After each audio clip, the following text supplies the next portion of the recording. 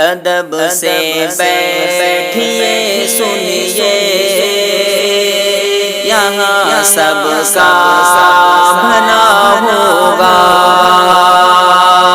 यहाँ ज़िक्रे खुदा होगा, यहाँ ज़िक्रे नबी होगा।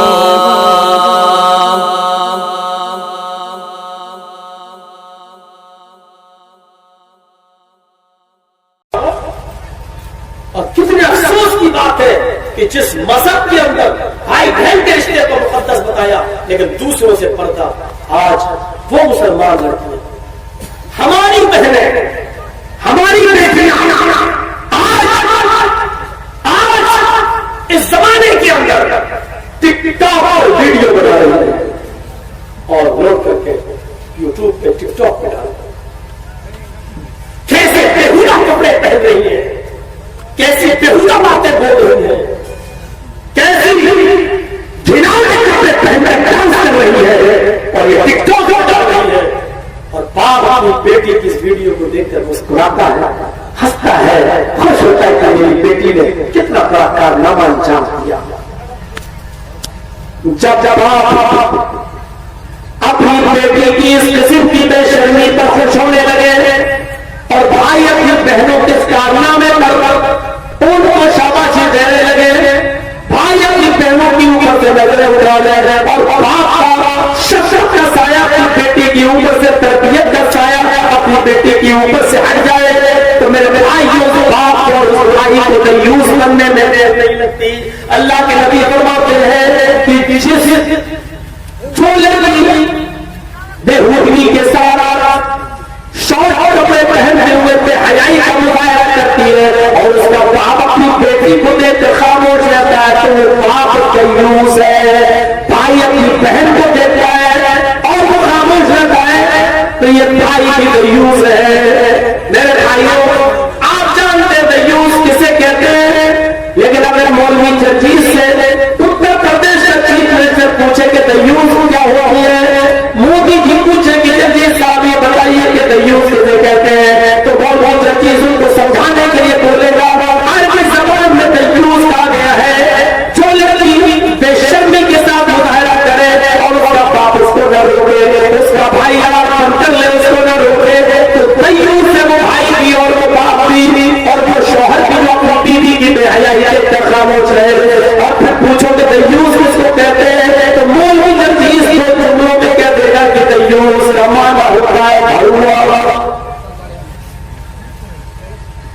नहीं जानते, मुसलमान भी बहुत से लोग नहीं जानते तयूस किसको कहते हैं, अब शायद समझ रहे हो भरुआ। और अब भी ना समझे हो तो और समझा दो, अपनी माँ, अपनी बहन, अपनी बेटी को तवाइफों के चकले पर बिठाकर उनके जिस्म बिकवाना और उनकी कमाई को खाने वाला, ये जितनी मुसलमान लड़कियां डांस कर रही है, जिसकी बहनें हैं, जिसकी बेटियां हैं, निडर हो देवार से पर कहता है, जो बाप अपनी बेटियों को साल में देख रहा है, वो बाप भरवाई खा रहा है, अपनी बेटी की हराम कमाई खा रहा है, वो भाई भी हुआ है और अपनी बहन की भरवाई खा रहा है, अपनी बहन की हराम भरवाई खा रहा है। जा, तुझे जो करना हो कर ले मेरा, मुझे जो कहना है कह दिया। अगर इतनी शर्म आया है तो अपनी बहन को इस्लामी पर्दा करा, अपनी बेटी को इस्लामी पर्दा करा, अपनी बीवी को लिपस्टिक लगाकर पाउडर क्रीम से लीवर पोंछकर अपनी बाई पर घुमाकर मंजरे आम पर बाजारों में नुमाइश करता है और दिखाता है कि मेरी बेटी कितनी खूबसूरत है। तू अपनी बीवी का मुजाहरा करने वाला भरुआ है, अपनी बीवी की कमाई करने वाला भरुआ है। ये लास्ट में मेरी तकरीर का ये मौजू है जो दिल में जो होता है, जो दिल में करता है, तकलीफ पहुंचाता है। और यही मैं चाह रहा था कि तकलीफ हो, मैं यही चाह रहा था। मैं ऑपरेशन मैं करने का आदी हूँ, होम्योपैथिक दवा से अब इलाज नहीं हो रहा है और मैं वो डॉक्टर भी नहीं हूँ कि ऑपरेशन करूँ तो सुन कर दो पहले हो, अब जो चाहो काट दो, सुन नहीं करूंगा। सुन करने के बाद तकलीफ का एहसास नहीं होता है। मैं वो डॉक्टर हूँ कि मैं सुन भी नहीं करूंगा और छुरी भी चलाऊंगा, ताकि तकलीफ हो, क्योंकि तकलीफ होगी तो एहसास होगा, तकलीफ होगी तो असर होगा। अपनी बीवियों को बेपर्दगी के साथ पाए पर इसलिए घुमाते हो कि दूसरों को दिखाओ कि मेरी बीवी कितनी खूबसूरत है। देख तू इससे बातें करता था पहले, तेरी गर्लफ्रेंड मेरे साथ शादी की, देख ये तू खुश होता है उसको दिखाकर, अरे तू भरुआ है, खुश हो रहा है, भरवाई पर खुश हो रहा है, अपनी बीवी को चकले में दिखाकर उसकी कमाई खा रहा है, तू खुश हो रहा है। मौलवी चर्ची की नजर में तू भरुआ है, शरीयत की नजर में तू भरुआ है। मेरे भाइयों, शरीयत ने पर्दा बनाया है, हमें पर्दे का एहतराम करना चाहिए अपनी माँ बहन बेटियों से। वो पर्दा जो कभी हजरत फातिमा ने कहा, ऐ अली मेरा इंतकाल का वक्त करीब है, कहा कि अगर मौत आती है तो कौन निकलेगा मेरी बीवी?